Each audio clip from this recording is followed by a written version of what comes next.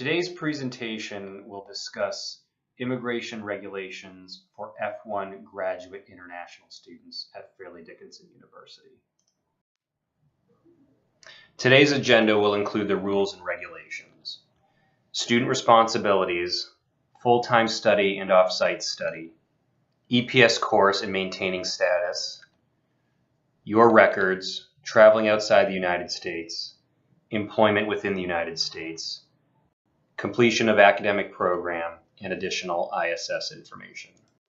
Student responsibilities. F-1 students are responsible for learning, understanding, and complying with all laws and regulations set forth by the U.S. Department of Homeland Security. Violation of these laws can seriously affect your immigration status as well as your academic career. It is extremely important that you read and fully understand all this information. Full-time study.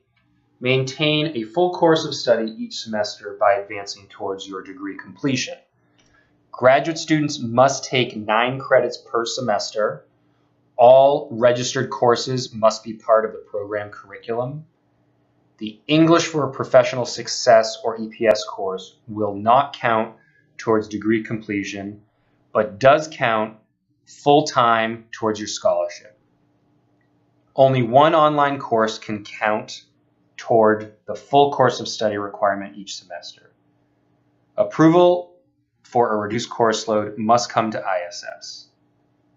Reduced course loads could include medical reduced course load, maximum of 12 months, academic difficulty or English language support reduced course load is available for 1 semester. This includes the EPS course. Final semester. If completion of program does not require full-time study in the final semester, this may be approved. Final program requirement may not be an online course. Failure to comply with these regulations is a violation of your F-1 status. Fairleigh Dickinson University's English language proficiency policy. During your application process, you may have submitted an English language proficiency score. This could have been TOEFL, IELTS, PTE, or part of your SAT or ACT score. Upon matriculation to Fairleigh Dickinson University, new international undergraduate and graduate students are tested once again for English proficiency during orientation. New international students may not assume they are exempt from taking this English test, even though they have had many years of English education in their home countries or abroad or at a language center. Depending on the results of this test, new international undergraduate and graduate students may be placed into the English for Professional Success EPS course that focuses on students' level of English proficiency and major field of studies. Some students may be exempt from taking the test, and they will be informed during the testing period at international orientation.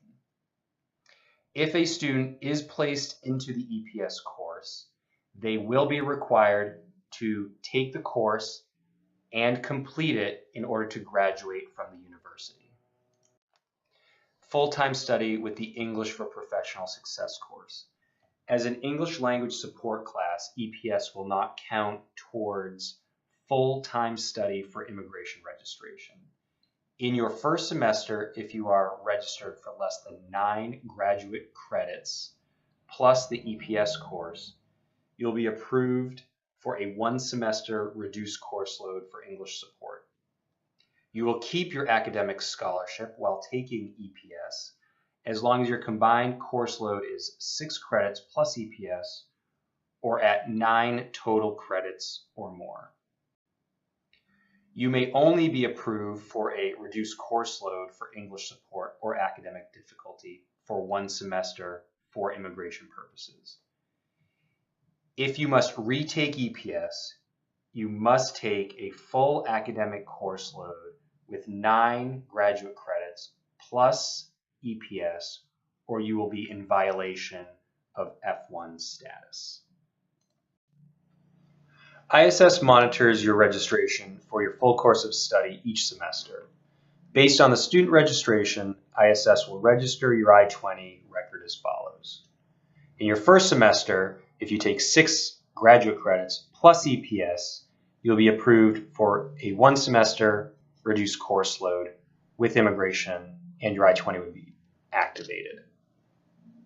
After the first semester, if you take 6 academic credits plus retaking EPS, you would not be considered full-time, and it would be a violation of status.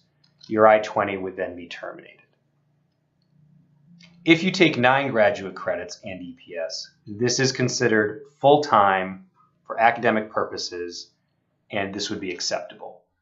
Also, if you have to retake EPS, you would have to take 9 graduate credits with the EPS course. A full course of study also requires that you actively attend class.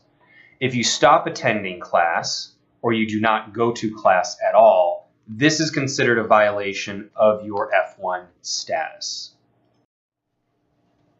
Off-site study. According to university policy, students may not engage in another program at another institution while matriculated at FDU. Students who would like to take an off-campus course must meet with an international student advisor to ensure compliance with U.S. federal regulations and Department of Homeland Security. Records. Report your address or name change to ISS within 10 days. ISS is required to provide a valid address and other student data to the federal government electronically in SEVIS.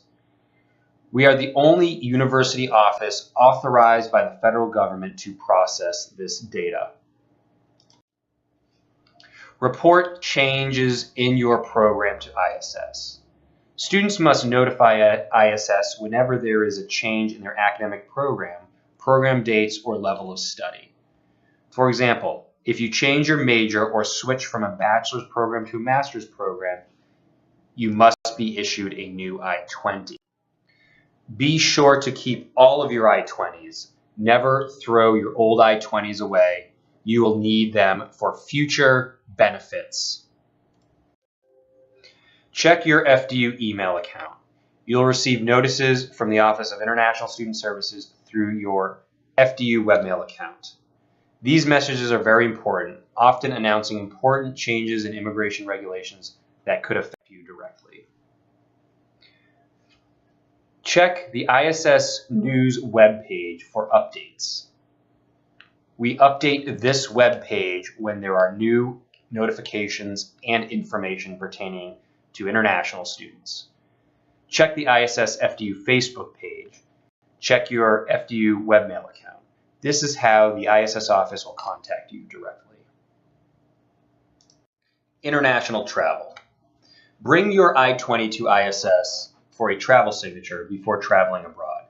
This travel signature will be valid for 12 months. Students must receive a travel signature on page 2 of the most recent I-20 prior to traveling outside the United States.